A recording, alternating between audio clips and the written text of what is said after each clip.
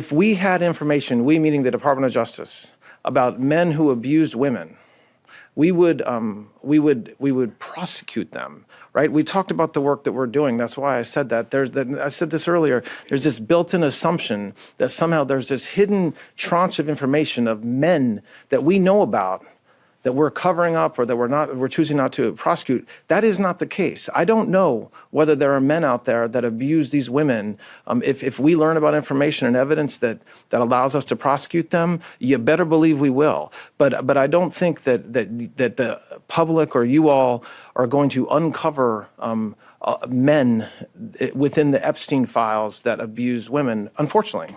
Elon Musk had briefly been seen as something of a hero in the Epstein saga when he announced on his own social media platform that Trump did not want the files released because Trump is in the files. However, he never really thought that the files would be released because now that some of them have been, still not all of them by the way, Elon is all over them in a way that is possibly even more damaging to his particular reputation than if he had been credibly accused of committing sex crimes.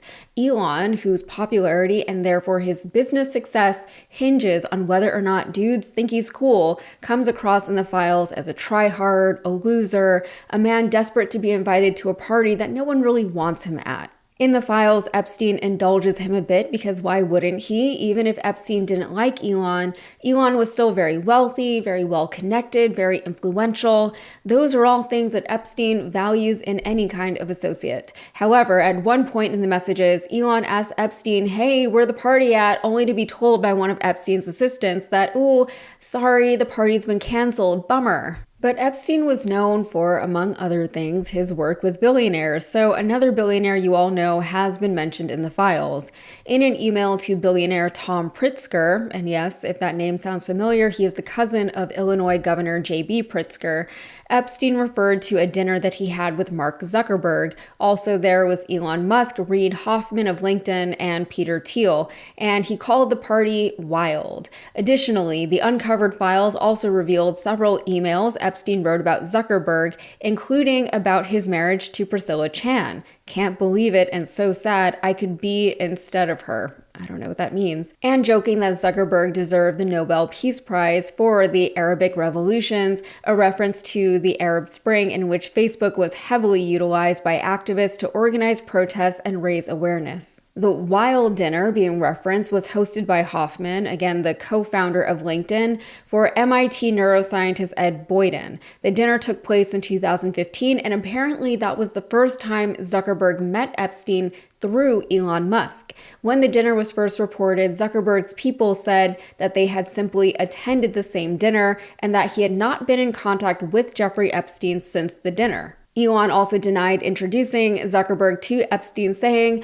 I don't know the guy well enough to do so. Epstein is obviously a creep and Zuckerberg is not a friend of mine. Meanwhile, as Elon's emails to Epstein have now gone viral, Elon has taken to just outright denying everything, calling the emails lies and calling the media outlets reporting on the emails liars. However, his now estranged daughter confirmed the contents of the emails, saying in a social media post, I'm just going to speak directly instead of being vague and cryptic. I can confirm we were in St. Bart's at the time specified in the emails, and therefore I believe they are authentic.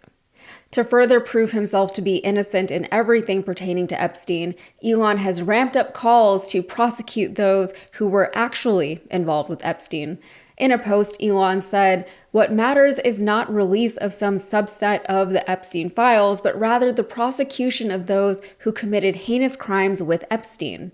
When there is at least one arrest, some justice will have been done. If not, this is all performative, nothing but a distraction. He also reposted a user's post speculating that Elon was simply too busy and too hardworking to have time to spend with Epstein on an island somewhere. But in one of the emails, Elon expressed that he needed an island getaway precisely because he had been working so hard. Another ex-user pointed out that Elon was the only billionaire or politician mentioned in the files who was actively calling for prosecutions, specifically referencing Bill Gates, Steve Bannon, and Reid Hoffman, and Elon responded saying, because they are guilty. You know, for someone who is way too busy working to even think about taking some time for himself, Elon sure does find a lot of time every single day to post and repost on X. Another email between Elon and Epstein showed Elon referring to Epstein's island as our island, and the two were coordinating a helicopter pickup. Notably, flight logs for helicopter flights do not need to be kept as meticulously as airplane flight logs, so it's possible that many more people were visiting the island via helicopter than what the Epstein plane logs would reveal. Also, Ghislaine Maxwell flies helicopters. The communications between Elon and Epstein go back over 10 years, so Elon's attempt to distance himself from Epstein as though they didn't know each other very well are not very convincing. Back in 2012, for example, Elon emailed Epstein on Christmas morning, which is kind of sad. But within the past few days, he's gone from denying the veracity of the files to positioning himself as a champion for the victims to saying the files are nothing more than a distraction unless there are prosecutions. So he wants prosecutions based on files that he says are untrue, but I guess he's just doing that Trump thing. The only parts that he doesn't like, the parts that implicate him, are untrue, but the rest of it is perfectly fine to take at face value. Also, his calls for prosecution don't mean as much as he and his supporters want them to. These are people who are used to evading justice. They are so used to it that they have made few attempts to conceal their wrongdoings as they documented everything in writing. These are people who are so well connected that they're friends with members of the same justice system that would prosecute and convict and sentence them. Elon can call for prosecutions all he wants, but I think we all know that Elon isn't worried about prison time. And how's Trump handling the latest drop? Not well. Here he is berating CNN reporter Caitlin Collins for asking about the files, telling her she's a bad reporter and that she needs to smile more. Steve Powell, you talked about Democrats who were in there. Elon Musk was also in there, and so was your Commerce Secretary Howard Lutnick and correspondence that he had with him. Did you read those new files that were published by the Department of Justice? I didn't. I have a lot of things I'm doing, a lot of things I'm doing. I don't know. You mentioned two names. I'm sure they're fine.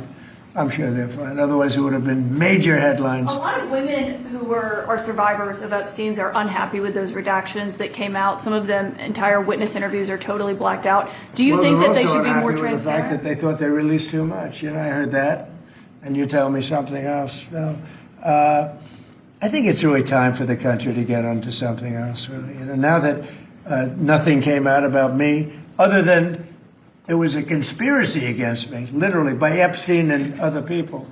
But I think it's time now for the country to maybe get onto something else. What would you say to people who feel like they haven't gotten justice, Mr. President? Something that people care about. Yeah, what did you say? Go ahead. What would you say to the survivors who feel like they haven't gotten You are justice? the worst reporter. No wonder CNN has no ratings because of people like you.